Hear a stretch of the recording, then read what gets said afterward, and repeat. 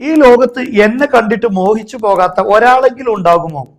അതിസുന്ദരിയായ ഒരു സ്ത്രീ തന്റെ സൗന്ദര്യത്തിൽ അഭിമാനിച്ച് ഭർത്താവിനോട് ചോദിച്ചു, ഇന്നി അദുന്നു അന്നഹു മാ റആനി അഹദുൻ ഇല്ലാ ഫുത്തിനബി.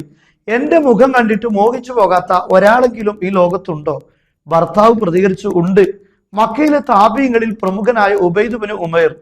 സ്ത്രീക്ക് അത് അംഗീകരിക്കാൻ കഴിഞ്ഞില്ല. അവൾ പറഞ്ഞു, എങ്കിൽ അദ്ദേഹത്തെ ഞാൻ പ്രലോഭിപ്പിച്ച് നോക്കാം, നിങ്ങൾ എനിക്ക് അനുവാദം തരണം. ഭർത്താവ് സമ്മതിച്ചു. ഉബൈദ് ബിൻ ഉമൈർ റഹ്മത്തുള്ളാഹി അലൈഹി ഒരു ഖുർആൻ ക്ലാസ്സിലിരിക്കുമ്പോൾ ആ സ്ത്രീ വന്ന് അദ്ദേഹത്തെ പ്രലോഭിപ്പിക്കാൻ ശ്രമിച്ചു. അദ്ദേഹം ശാന്തമായി പ്രതികരിച്ചു, യാ അമത്തല്ലാ മാലക്കി ഇത്തഖില്ലാഹ വസ്തതിരി. അള്ളാഹുവിന്റെ ദാസി, നീ നിന്റെ ശരീരം മറക്കുക, നിനക്ക് മറ്റെന്തെങ്കിലും ആവശ്യമുണ്ടോ? ആ സഹോദരി പറഞ്ഞു, നിങ്ങളെ ഞാൻ പ്രലോഭിപ്പിക്കാൻ വന്നതാണ്, എന്നെ ഒന്ന് നോക്കൂ. പ്രലോഭനത്തിൽ വീഴാതെ തന്റെ മനോബലം കൊണ്ട് ആ സ്ത്രീയുടെ പ്രലോഭനത്തെ തകർക്കാൻ തീരുമാനിച്ചു.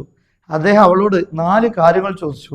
നീ ഖബറിൽ ഒറ്റയ്ക്ക് കിടക്കുമ്പോൾ ഈ ആഗ്രഹം ഞാൻ നിറവേറ്റിയത് നിനക്ക് സന്തോഷം നൽകുമോ?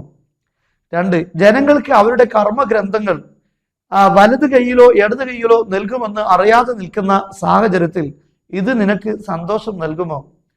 3, നീതിയുടെ തുലാസിൽ വെച്ച് നിന്റെ കർമ്മങ്ങൾ തൂക്കാനായി കൊണ്ടുവരുമ്പോൾ ഈ ആഗ്രഹം ഞാൻ നിറവേറ്റുന്നത് നിങ്ങൾക്ക് സന്തോഷം നൽകുമോ? 4 കാര്യം, അള്ളാഹുവിന്റെ മുമ്പിൽ നീ വിചാരണക്കായി നിർത്തപ്പെടുമ്പോൾ ഇത് നിനക്ക് സന്തോഷം നൽകുമോ? ഈ ചോദ്യങ്ങൾ കേട്ട് സ്ത്രീയുടെ ഹൃദയം നടുങ്ങി.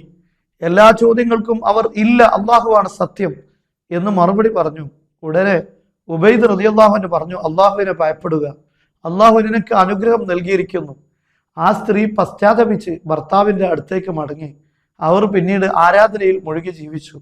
ഭർത്താവ് പിന്നീട് പറയുകയുണ്ടായി, ഉബൈദ് ബിൻ ഉമൈർ എന്റെ ഭാര്യയെ കളഞ്ഞു, അതായത് ദുനിയാവിന്റെ മോഹങ്ങളിൽ നിന്ന് അവളെ രക്ഷപ്പെടുത്തി. ഈ സംഭവം മഹാനായ ഇബ്നു നുഐം അദ്ദേഹത്തിന്റെ ഹില്യത്തുൽ ഔലിയയിലും അതുപോലെ ഇബ്നു ജൗസിയും ഇത് ഉദ്ധരിച്ചത് കാണാൻ സാധിക്കും.